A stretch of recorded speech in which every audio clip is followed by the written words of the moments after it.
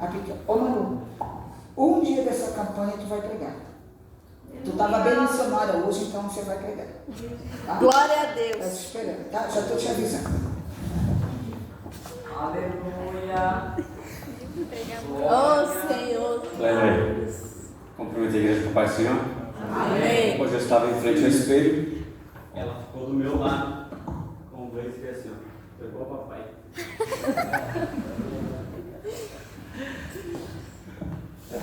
Aleluia. Pai do Senhor, irmãos. Amém. A pessoa vai ver comigo no tema da campanha. Aleluia. Louvado seja o nome do Senhor. Evangelho segundo escreveu João, capítulo 4.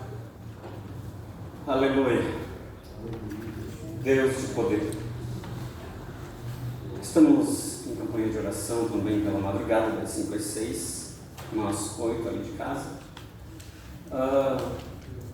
E conversávamos sobre a intimidade na oração, abrir o coração para Deus. Conversava com a gigante da minha casa, nova membro da minha casa, sobre abrir o coração, abrir a boca para que Deus possa encher. Ela se diz tímida. Aleluia, Jesus. O marido é pequenininho. Aleluia. E eu disse para ela, filha, você precisa abrir bem a tua boca para que o Senhor possa te encher. Aleluia. Amém? Glórias a Deus. Quantos encontraram o Evangelho segundo escreveu João, capítulo 4? Diga amém. Amém. 4:4 diz assim: e era-lhe necessário passar por Samaria. E era-lhe necessário passar por Samaria. Pode sentar em nome de Jesus. Aleluia. Quando fui chamado e me foi dito que eu pregaria hoje, me foi dado o tema para pregar. Eu disse, Senhor, eu nunca preguei nesse tema. Me dê uma mensagem para que eu possa compartilhar com a tua igreja. E na oração desta manhã eu agarrei o anjo e disse, eu não vou te largar enquanto tu não me abençoares. Eu preciso, Senhor, de algo para transmitir para tua noiva, para a noiva do Cordeiro. E eu pedindo a Deus uma mensagem, um subsídio para que eu pudesse pregar nessa noite. Neste tema, eu senti um pouco de confiança, mas quando a gente chega na hora de pregar, por mais que a gente tenha um pouquinho de tempo de cada dia no ministério, a gente tem um pouquinho, o coração bate, o coração dispara. Hoje eu disse para Manu, amanhã você vai pregar no nosso culto familiar. Pelo amor de Deus, ela não vai pregar amanhã, porque parece que tem culto da mocidade. Aleluia. E ela disse, pai, eu não posso. Eu disse, filha, outro dia eu fui anunciado que eu pregaria 5 minutos antes de pregar. E ela disse, mas o pai, eu não sei, pai. Aleluia. E ela disse, eu disse, não, você vai pregar. Aí ela se escapou porque no carro me disseram que tem amanhã culto da mocidade. Mas vindo para a mensagem dessa noite, eu comecei a conversar com Deus e pedir a Deus e meditar num tema, num contexto desta mensagem. E eu comecei a pesquisar e analisar o porquê dessa intriga, dessa discordância entre judeus e samaritanos. E eu fui buscar no contexto histórico os motivos, a motivação ou a falta de comunhão entre este povo, sendo que supostamente eles seriam um povo irmão, um povo que pertenciam à mesma raiz genealógica. Mas quando a gente vai para o contexto histórico, isso começa muito antes. Isso começa ainda lá, logo em seguida que Salomão morre. Quando Salomão morre, seu filho Roboão assume o trono. Então vocês conhecem a história, ele impõe ao povo algo que o povo não concorda, impõe mais tributo, mais encargos impostos contra o povo, e o povo então divide, e Jeroboão assume agora o reino de Israel. E Jeroboão assume o reino de Israel, as 10 tribos, e ele começa a governar, e com medo que o povo voltasse a se unir com as 2 tribos de Judá, ele começa agora a dizer: vocês não precisam ir a Jerusalém cultuar-nos. Nós vamos fazer um templo aqui e vamos cultuar daqui mesmo. Não precisamos ir a Jerusalém, ao templo, para adorar a Deus lá, não tem necessidade. E o povo então começa com isso a concordar, mas Jeroboão começa agora a afastar o povo de Deus. Ele começa a impor ou a colocar no meio da adoração idolatria. Começa a cultuar ídolos, a idolatria começa a surgir no povo de Israel, e Deus começa então a levantar os seus profetas contra Israel. Israel não se arrepende. Se você for ver a história, Israel não se arrepende dos seus pecados, e Deus levanta profetas atrás de profetas, dizendo: olha, voltem para mim, se arrependam dos seus pecados, se arrependam do que vocês estão fazendo, cultuando a deuses falsos, oferecendo seus filhos em sacrifícios a deuses falsos. Isso é abominação para mim, dizia o Senhor através dos profetas, e o povo todavia não se arrependeu. O povo continuou obstinado no seu coração pecaminoso e servindo a deuses falsos, até que Deus então levanta o rei da Síria, e o rei da Síria vem contra Israel e sitia Israel. Sitia Samaria durante 3 anos, e ali o povo é deportado para a Síria. Aqui surgem os samaritanos. Neste momento da história surge o povo samaritano. Como? Porque o povo de Israel ele é tirado da terra, ele é levado e espalhado pelas nações, pela Babilônia e região, e é trazido de fora outros povos que não serviam a Deus, que adoravam a deuses falsos também. E esse povo chega à terra de Israel e começa a cultuar esses deuses falsos. Então Deus se ira, porque a terra era do Senhor, e começa a mandar leões contra este povo, e esse povo começa a ser devorado. Então o povo clama ao rei da Síria e diz: olha, manda alguém, nos ajude, porque o Deus da terra tem levantado bestas feras contra nós e nos tem devorado. Então o rei da Síria ele manda um sacerdote. Esse sacerdote ensina o povo a cultuar a Deus. Esse povo começa a cultuar a Deus, mas há um sincretismo religioso, ou uma mistura religiosa. Eles servem a Deus, mas também servem a Baal. Eles servem a Deus, mas também servem a deuses falsos. E assim surge o povo de Samaria. Um povo que não era um povo puro, um povo que não era um povo israelita puro, era um povo misturado. Então os judeus agora começam a menosprezar este povo. Começam a dizer: vocês são um povo impuro, vocês não são da linhagem de Abraão, Isaac e Jacó, vocês não pertencem à promessa, vocês são impuros. Então, agora o povo começa um contra o outro a brigar e discutir. Não, a adoração é no templo de Jerusalém, não, é em Gerizim. Não, é lá, é aqui, não importa. Até que as coisas começam a piorar. E no tempo de Neemias a coisa piora quando o sacerdote, se não me falha a memória, o sacerdote, permitam-me, Manassés, ele se casa com a filha de Sambalate. Quando ele se casa com a filha de Sambalate, a intensidade, a briga religiosa piora, porque Manassés agora levanta um templo lá em Samaria para cultuar os deuses falsos. O povo se desvia de Deus, o povo se afasta de Deus. O povo agora, em vez de se aproximar de Deus, ele piora, ele começa a pecar cada vez mais. Esse povo que não era israelita puro. As coisas ficam feias, as coisas começam a piorar quando João Arcano, no tempo dos Macabeus, ele se levanta e vai até Samaria e saqueia o templo de Samaria e destrói o templo de Samaria. A briga começa a ficar intensa, para que você entenda o contexto de João 4.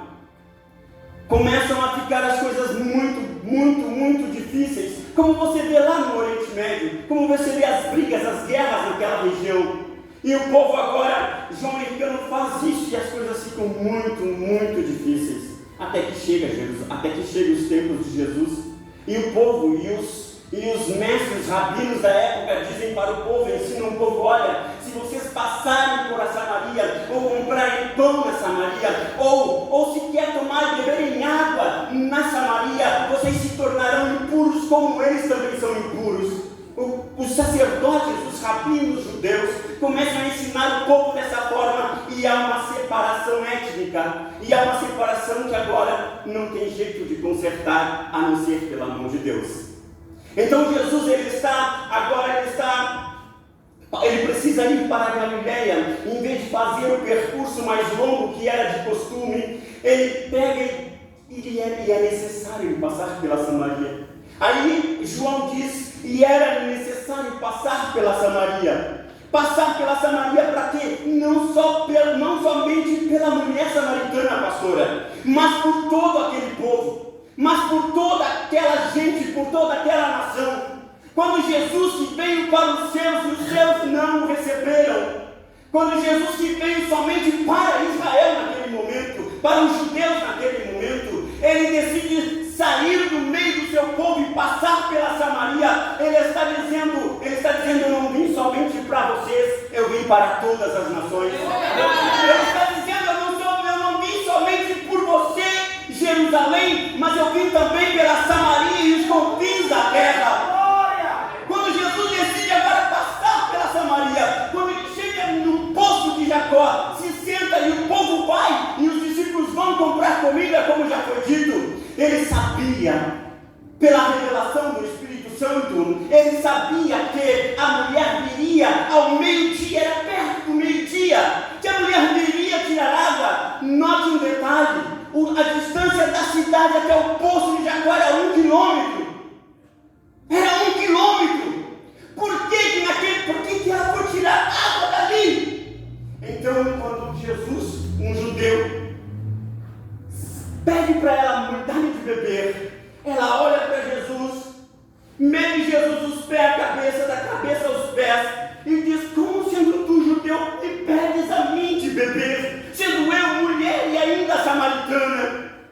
Jesus olha a mulher, se tu soubesses, se conhecesses o dom de Deus e quem te pede de beber, tu lhe pedirias que ele te daria a água da vida. Aleluia! Então Jesus, William Barclay, ele diz algo que me chama muito a atenção.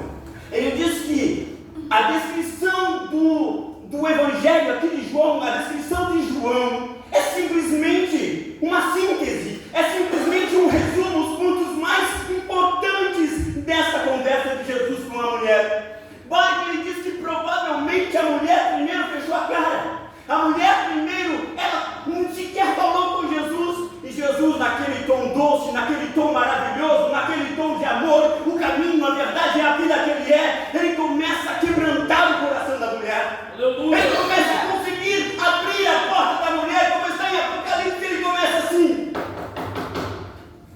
Ele começa a bater na porta do coração da mulher, a ponto do coração de pedra da mulher não resistir à palavra da vida. E ela começa a abrir a sua vida para Jesus. E ela começa a declarar para Jesus, porque quando ela olha aquele judeu falando com ela pensa, ele vai me julgar, ele vai me condenar, ele vai dizer quem eu sou, ele vai querer me julgar de alguma maneira. Mas quando Jesus começa com aquela voz doce, com aquela voz amorável, com aquela voz suave, que só você que fala com ele, que só você, quando ouve a voz dele, conhece. Quando ele começa suavemente a falar no ouvido dela, ela não resiste. Ela não resiste. Ela começa a se quebrantar. Eu imagino ela se emocionando. Eu imagino ela devagarinho, os seus olhos enchendo de lágrimas, enchendo de água. Eu começo a imaginar aquela cena. Jesus, mãos e suave, como só ele, começa a falar e dizer, mulher, vai lá, traz o teu marido. Traz o teu marido. Senhor, eu não tenho marido. Falastes a verdade, tu não tens marido. Agora ela não está mais com medo de ser julgada. Ela disse, eu não tenho marido. Falastes bem, porque você teve 5, e este 6º que tu estás não é teu. Quando Jesus diz isso para ela treme na base. Ela treme na base, ela olha para ele agora não mais com medo, não mais julgando o judeu, Jesus, mas olhando para ele diz, eu vejo que tu verdadeiramente és um profeta. Eu vejo que verdadeiramente tu és enviado de Deus. Eu vejo que tu vens para me salvar. Ela começa agora a conversar com Jesus e essa conversa é maravilhosa.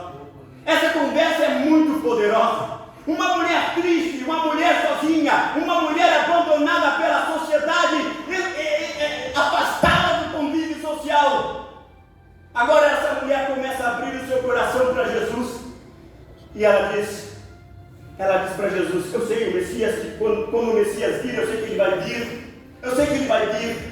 Primeiro, Jesus demonstra a sua autoridade divina ao revelar para a mulher a vida dela, sem sequer ela falar nada da sua vida. Primeiro, ele revela para ela, ela reconhece a divindade de Jesus, ela reconhece que Jesus é um profeta. E agora Jesus vem e começa a tocar no mais íntimo dela, e tocar, bater cada vez mais profundo no coração dela. E ela se abre para Jesus, ela escancara a porta do seu coração para Jesus, e ela começa a dizer: tu és o profeta, tu és o profeta, e quando o Messias vir, ele vai nos ensinar todas essas coisas. Jesus primeiro fala da sua divindade. Ele diz: quando o Messias vier, ela diz: quando o Messias vier, ela diz: eu que falo contigo, sou o Messias. Jesus para ninguém falou que era o Messias, para ninguém. Não falou para Tiago, para João, para ninguém. Não falou para ninguém, mas a mulher samaritana que sequer era do seu povo, que sequer era considerada pura, Jesus diz: eu sou o Messias. Aleluia. Jesus já falou para ti que ele é o teu Salvador? Aleluia! Jesus já falou para você naquele momento da tua angústia. Você olhou para o Facebook e pensou, vou supor aqui que você somente pensou em dedilhar a tua vida lá, em digitar a tua vida lá, o teu sofrimento lá, e escancarar para que ninguém, para pessoas que não vão te ajudar. Mas você já pensou, já ouviu Jesus dizendo: eu estou aqui, eu quero te ajudar, eu posso te ajudar se tu abrires a porta do teu coração, em vez de escancarar a tua vida para pessoas que só vão falar de ti, só vão julgar, como foi dito por alguém aqui, só vão falar da tua vida, só vão fazer chacota de você. Jesus é maravilhoso. Ele entra contigo no teu quarto quando você fecha a porta, e lá no íntimo, na tua intimidade do teu coração, Jesus diz: eu te perdoo. Eu te perdoo. Mas Jesus, eu fiz isso, eu tive tantos maridos, eu tive tantas mulheres, eu fiz isso, eu fiz a coisa mais horrível, que ninguém sabe, Senhor, ninguém viu, mas o Senhor viu, isso eu te perdoo. Eu estou aqui para te salvar, para te reconciliar. Veja, o povo samaritano se afastou de Deus, se afastou, foi excluído da presença de Deus pela sua liderança, mas Deus, no seu amor, enviou seu Filho unigênito para dizer: eu vim por causa tua. Eu vim para te salvar. Eu vim para te reconciliar com o Pai. Eu vim para dar a minha vida por você. Eu vim para que você não pereça, mas tenha a vida eterna. Quando a pastora estava falando aqui, Jesus me traz algo ali sentado. Eu estava com uma mensagem um pouco diferente, mas Jesus me trouxe algo que foi o que? Exatamente isso. Jesus veio para reconciliar o que se havia perdido. É Bíblia, é claro. Não existe revelação, existe inspiração divina. Jesus então ele inspira o meu coração para dizer que ele veio para a pior pessoa. Não, Jesus só veio para os judeus, são perfeitos, são ortodoxos, são religiosos. A religiosidade nos afasta de Deus. Verdade. Quando a gente pensa que é todo certinho, todo santinho, assim como os judeus, assim como lá no caminho, o samaritano lá. Quando o samaritano passa, o rapaz que foi assaltado, todos passam, são santos, são sacerdotes, são levitas. Eu não vou tocar, eu sou puro, eu não vou tocar.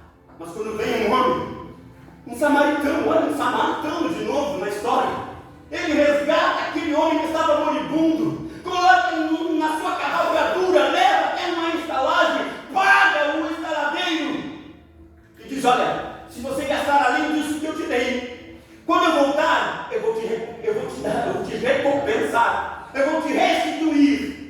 O samaritano não é mais ninguém do que meu Jesus. Mais ninguém do que meu Jesus, ninguém além do que meu Jesus, que veio para nos salvar, que veio para nos resgatar. E ele passou por Samaria para dizer para aquela mulher, a sua vocação missional era essa. Ele não veio só para o judeu, a missão de Jesus era resgatar todos os que se haviam perdido. Ele disse para a mulher: olha, ele revelou a sua vida para a mulher, a vida da mulher, sem ela sequer dizer, De repente, ele ensina a mulher a adorar a Deus. Ela diz para Jesus, vocês dizem, ela aponta, vocês dizem que o lugar da adoração é lá em Jerusalém. Todavia eu aprendi que é aqui. Vocês dizem, aí Jesus diz para ela, vocês adoram o que vocês não conhecem. Meu Deus! Você conhece Deus? Você vem à igreja, ok, tudo bem. Você vem à casa do Senhor, ok. Mas você conhece o Deus que você tem servido? A mulher adorava Jesus, diz para ela, vocês adoram os que vocês não conhecem. Você conhece a Deus?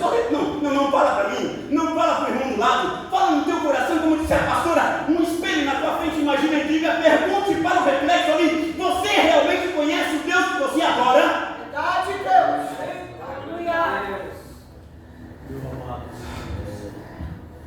Então Jesus disse para a mulher,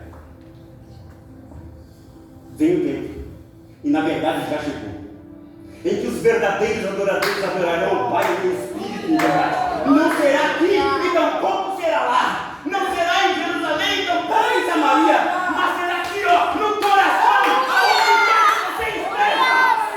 Aonde quer que você estiver. Se você se voltar para mim, ali eu receberei a tua adoração. Ali eu receberei a tua adoração como um cheiro de incenso suave. Deus. Meu Deus, eu tenho ensinado, está vendo esse banco aí cheio? Minha amada família. Está faltando um só que está trabalhando. 6, 7, 8. Somos 8 lá em casa. Eu ensino para eles, eu digo para eles, vocês precisam conhecer o Deus que vocês servem. Eu digo para eles, o Deus que eu sirvo é assim. Aí, minha nora, a gigante da casa disse, o Cleverson veio para mim e desmontou todas as minhas crenças. Eu dizia, eu achava desse jeito, ele dizia, você está errada. Ela disse isso. Porque eu disse para eles, eu tenho ensinado a eles o Deus que eu sirvo. Eu digo para eles, eu sei em quem eu tenho crido, pastor. Eu conheço o Deus que eu tenho servido todos os anos da minha vida. E eu tenho procurado ensinar para eles. Tenho procurado dizer, mostrar na palavra do Senhor, para que eles saibam adorar o Pai em espírito e em verdade. Para que eles não se intimidem diante de Golias. Para que eles não cheguem diante de Golias, assim como um povo, como o exército de Israel, que não conhecia o Deus que servia. Não conhecia o Deus que servia. Abner e todos mais tremiam na base por causa de um homem da altura desse gesso. Davi da minha altura. Viu um gigante? Olha para ele. Não tem. Olha para ele. Não tem. Quem é esse incircunciso? Quem é esse homem que não tem Deus na vida? Quem é esse problema que não tem Deus na vida? Para afrontar o exército de Deus vivo? Eu tenho ensinado o meu povo ser assim. A minha família ser assim. Eu tenho dito para eles, olhem para o problema. Ele é grande, mas olhem para Deus que é muito maior. Olhem para o problema que tem quase 3 metros de altura. Você tem 1,50. Mas olha para o Deus dos deuses, que a terra é o escápulo dos seus pés. Aleluia. Deus de glória. Davi não era menino, não tá? Davi não era uma criancinha do tamanho da sua filha. É sua filha? A sua não? Da criança que está do seu lado? Não é. Davi era um menino de uns 17 anos, tamanho do Marcelo, assim. Mas era um menino, era um homem de guerra, diz a Bíblia. Era um homem de guerra. Esse homem de guerra, de uns 17 anos, matou um urso e matou um leão. Não era como os frouxos jovens dessa geração, que veio um probleminha, treme na base, pastor. Verdade. Que veio um probleminha e perna para quem tem. O povo de Israel foi levado cativo e perdeu a sua identidade. O povo de Israel, quando foi levado para a Síria, pastor, ele se perdeu na multidão. O problema veio, a luta veio, e ele se perdeu diante da dificuldade. Por isso que os samaritanos são impuros, considerados impuros até o dia de hoje. Isso aconteceu em 722 a.C. 500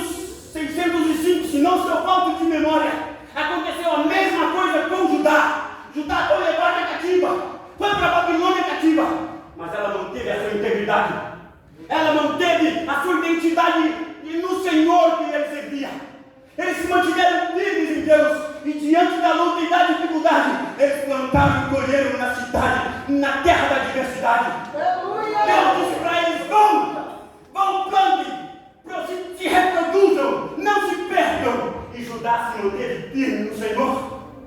Quem é você? Você é Israel ou é Judá diante da luta? Você é Israel ou é Judá? Israel se perdeu e nunca mais voltou, as 10 tribos perdidas até o dia de hoje. Judá, as suas tribos estão servindo o Senhor ainda hoje. Por mais que todavia não reconheceram o Messias como seu Salvador. Mas é Bíblia isso. Não é erro deles, é profético isso. Não é uma falha, não. É profético. Mas eles estão lá, servindo a Deus, adorando a Deus, ainda a moda do Primeiro Testamento. Mas eles estão firmes no Senhor todavia. Quem é você? Diante da luta. Verdade. Quem é você? Jesus passou pela Samaria para salvar uma multidão de nações. Aleluia. A Bíblia diz milhares e milhares. A Bíblia diz em Apocalipse que ele vem e ele comprou povos, línguas e nações. Ele comprou com o seu sangue. Eu, pela graça de Deus, pela graça, não porque eu quis, diabo Ezequiel, mas porque ele me escolheu. Verdade. Não porque eu sou merecedor, pastor, mas porque a graça me alcançou. Eu fui comprado pelo sangue de Jesus. Quem foi comprado junto comigo, levante a mão. Glórias ao Senhor. Será que Jesus precisa passar pela tua Samaria? Será que Jesus precisa passar pela tua Samaria? Evangelista Marcelo, eu me perdi no caminho. Evangelista Marcelo, eu me perdi. Eu comecei a olhar as falhas de aqui e de acolá, e eu me perdi, eu pequei contra o Senhor. Os samaritanos se perderam, mas Jesus passa pela Samaria para salvar os samaritanos. Aleluia! Jesus passa pela Samaria para resgatar aquele povo. Aleluia. Aleluia. Jesus precisa passar pela tua Samaria. Verdade. É o tema da campanha. Jesus precisa. Se Jesus precisa passar pela tua Samaria, diga: Senhor, no teu coração, diga: Senhor, eu preciso. Talvez você é do povo de Judá, talvez, mas talvez você está meio balançando, talvez a tua fé está se desvanecendo, talvez você está meio frouxo, meio abalado, para não dizer outra coisa. Talvez diga para Jesus: Jesus, passa pela minha Samaria. Senhor, não deixa eu pecar. Muitas vezes, pastor, eu disse: Senhor, não deixa eu cair, Pai. Não deixa eu cair, Pai. Me segura. Às vezes eu me sinto como Pedro no mar, andando pelas águas de repente eu começo a afundar. E eu digo: Jesus, me socorre. Me socorre, não deixa eu afundar. Não deixa que eu estou perecendo, Senhor. E Ele me toma pela mão e me tira das águas e me coloca no barco de novo. Peça para Jesus te colocar no barco. Peça para Jesus passar pela tua Samaria. Passa, peça. E eu tenho certeza que os seus ouvidos não estão tampados para que ele não te possa ouvir. Ele vai te ouvir. Aleluia. Os teus pecados. Não, mas eu pequei muito e tem um muro que me separa de Deus. Eu vou te dizer uma coisa, filhinhos, eu sempre digo, mas eu vou repetir. Filhinhos, não pequem. Não pequem. Não pequem. Mas, se todavia, portanto, entretanto vocês pecarem, lembrem-se. Se o diabo começar a dizer: não tem jeito para você, você pecou, você está perdido. Lembrem-se que vocês têm à destra de Deus um advogado. Jesus. Homem, por que homem? Porque ele passou pelas mesmas aflições que você e eu passamos. Pelas mesmas. Então eu te convido, não te entregue. Não te entregue. Não se mostre frouxo no dia da tua angústia, senão você não vai ter força. Levante-se. Esses dias eu fiz um concreto lá em casa, pastor, trabalho em obra. Eu não trabalhava, pastor, mas que dificuldade. Eu e o Cleber, sozinho, fizemos uma escada lá em casa. Meu Deus, tinha um momento que eu queria soltar a paz. Ainda na paz, pastor. Ainda na paz. Pensa, tinha um momento que dava vontade de jogar para longe. Mas eu me mantive firme. Cleberson, menino, 20 aninhos, está novinho ainda. A esposa dele sempre subia assim a escada. Qual é a tua dificuldade? É um homem zarrão, mas não está acostumado no pesado. Não está. Qual que é a tua dificuldade? Quem sabe você não está acostumado a passar por dificuldade? Quem sabe? Aleluia. Meu Deus. Aleluia. Quem sabe? Você não está acostumado. a passar por dificuldade. Quem sabe você precisa de uma ajudinha. Eu tenho uma novidade para você. Ele disse: eu vou para o Pai, mas eu não vou deixar vocês órfãos. Não vou. Eu vou ao Pai. E eu tenho que ir ao Pai, porque se eu não for ao Pai, eu não vou poder mandar Ele vir. Eu não vou poder pedir ao Pai: Pai, manda o Consolador para eles, Pai. Manda! Então, se tu estiveres num momento de fraqueza, pensando em jogar a pá longe, diga: Espírito Santo, me socorre. Hoje pela manhã em oração eu dizia: Espírito Santo, pelo amor de Deus, pega os meus pensamentos que estão divagando e eu não estou conseguindo me concentrar na oração. Me concentra no trono da glória para que eu possa pedir ao Pai ajuda. Aleluia. Quantos de vocês já não oraram e não conseguiram? E os pensamentos começaram a pesar no feijão, na macaxeira, sei lá em quê? Sei lá em quê? Não sou baiano. Não sou. Mas pensa no feijão, pensa no concreto, pensa sei lá no quê, e não consegue se concentrar na oração. Eu digo: Espírito Santo, eu não estou conseguindo orar, mas por favor intercede por mim com gemidos inexprimíveis. E Ele intercede, irmão Dionísio. Ele intercede. Presbítero, às vezes a gente se ajoelha e não consegue sequer falar, mas aí de repente você sente o toque dele. Sabe de que é esse toque? É Jesus passando pela tua Samaria. É Jesus passando pela tua dificuldade e dizendo: eu estou aqui, eu não te abandonei, eu não te deixei órfão. Aleluia. Se coloque de pé. 6 para as mãos. Foi me dado até 5 para as mãos. Eu louvo e exalto a Deus. Eu quero te dizer: se você, assim como os samaritanos se afastaram do Senhor, Ele hoje está passando pela tua Samaria para te reconciliar com Ele. Para te reconciliar com Ele, amém? Louve e exalte o nome do Senhor.